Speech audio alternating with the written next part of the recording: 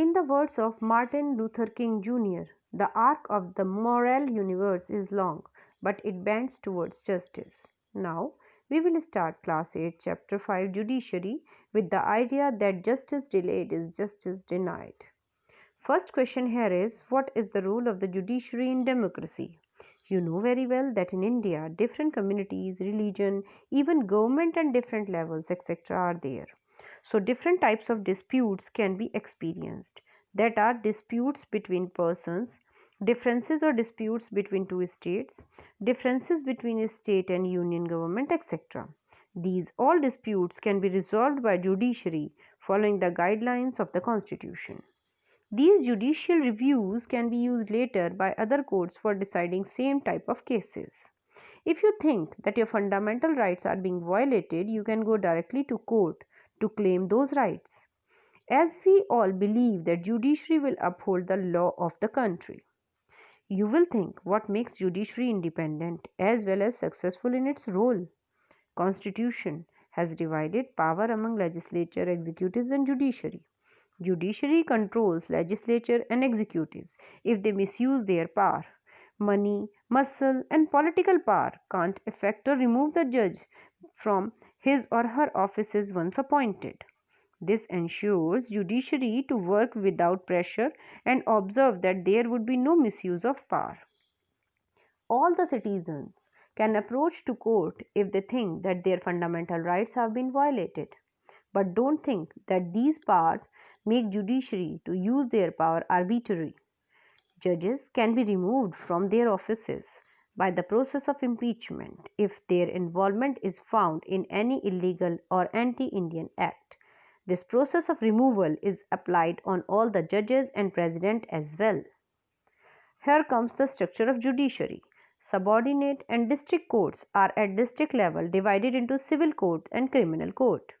If you are not satisfied with their decision, you can appeal to High Court. Each state has one High Court, but few states have combined High Courts like Punjab and Haryana, etc. Then comes Supreme Court. Its decisions are binding upon all courts. It is in Delhi. For fundamental rights, you can claim directly to High Court or Supreme Court. You might be interested in the history of Supreme Court. Supreme Court was established by Britishers before freedom. Till 1949, it was known as Federal Court. Then, it was located in the Chamber of Prince in Parliament House. After independence, more powers were given to it on 26 January 1950. In 1958, it was moved to its present building on Mathura Road. You will be shocked to hear about pending cases at all three levels. In Supreme Court, pendencies are 39,780 cases. In High Court and 14 benches, 36.5 lakh cases, and district and subordinate courts, 2.5 crore cases are pending. Let's talk about High Court and district courts. There are 25 high courts and benches, while 672 district courts are there. In High Court, 1079 judges are working presently. Among High Court, Mumbai High Court is the oldest one.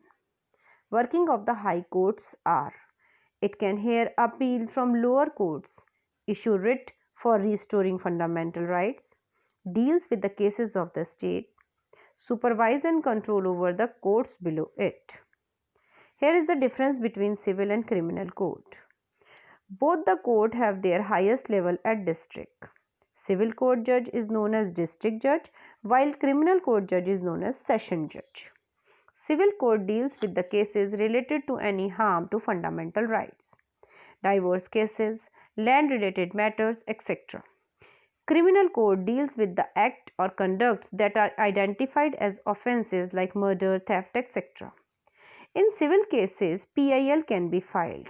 In criminal cases, FIR has to be filed. Civil code provides special relief that has been asked for, like paid dues or fine, etc. But in criminal court, if found guilty, accused is sent to jail.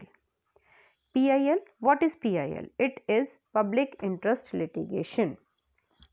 Anyone can file a PIL. whether he is directly affected by any kind of injustice or not.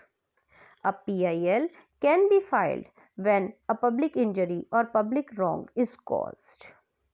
A PIL can be filed against a state, central government, municipal authority, any government authority, etc.